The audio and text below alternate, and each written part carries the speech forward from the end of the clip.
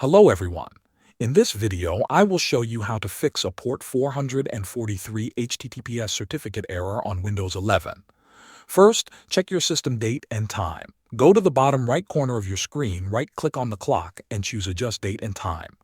Turn on Set Time automatically, and also make sure your time zone is correct. This step is important because certificates depend on an accurate time.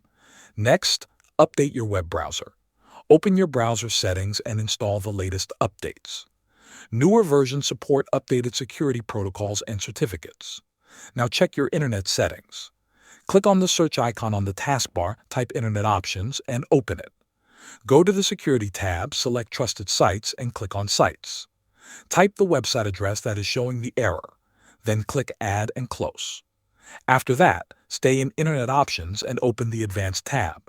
Scroll down to the Security section. Find Check for Publisher Certificate Revocation and Check for Server Certificate Revocation. Uncheck both options, then click Apply and OK. Restart your browser and try accessing the website again. That is how you fix the HTTPS certificate error on Windows 11. Thanks for watching.